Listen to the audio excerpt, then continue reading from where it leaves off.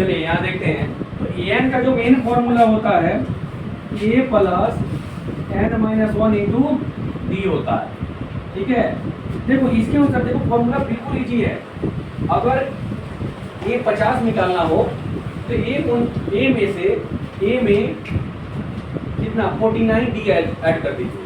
अगर ए 50 निकालना हो तो क्या कर देंगे, ए प्लस 49 डी लिख देंगे, ठीक है।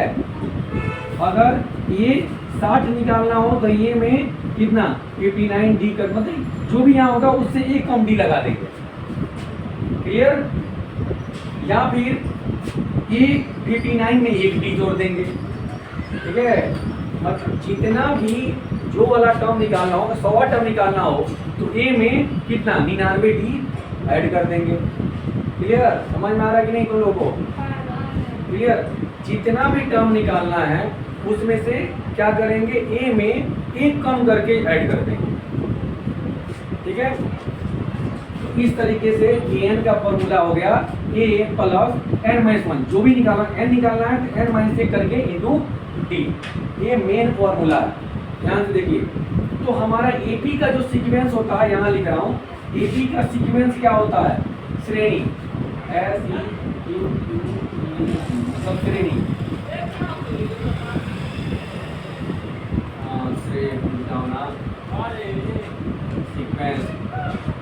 सीक्वेंस लिखिए ना, A1 A2 A3 dash dash N तक चला जाता है। डैश डैश तो रहता ही है। A1 क्या है फर्स्ट टर्म, A2 क्या है सेकंड टर्म, A3 क्या है third term, dash dash N term पर, क्लियर। और जो भी टर्म निकालना है वो क्या करेंगे, ए कर प्लस उसमें से जो भी, अगर पांचों टर्म निकालना है तो ए कम करके 4 डी लगा देंगे, या फिर ए 4 में ए डी जोड़ देंगे।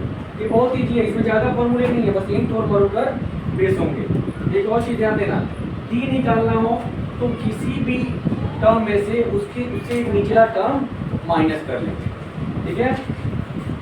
एक और चीज़, अगर क्वेश्चन ये पूछ दे कि बताइए ये सीक्वेंस एक ही में है कि नहीं, ठीक है, तो उसके लिए जानते क्या करना पड़ेगा, उसके लिए डी कम से कम 2 बार निकालना पड़ेगा। वैसे 3 बार निकाल ले तो और बढ़िया है, लेकिन मिनिमम 2 बार डी निकालना पड़ेगा। दोनों बार डी बराबर आएगा तो भी वो सीक्वेंस एक ही में माना जाएगा, क्लियर।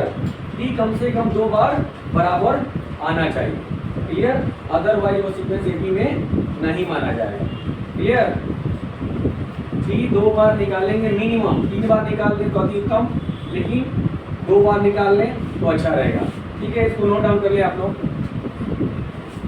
ये जस्ट समझाने के लिए था, कितना नोट डाउन करना जरूरी है।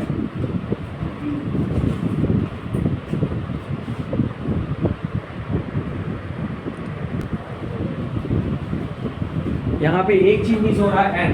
एन क्या होता है, एन होता है नंबर ऑफ टर्म्स, मतलब पदों की संख्या। इस पे आगे क्वेश्चन बनेंगे, जब क्वेश्चन बनेगा तो फॉर्मूला और भी, फॉर्मूला में क्लियरिटी आ जाएगी, ठीक है।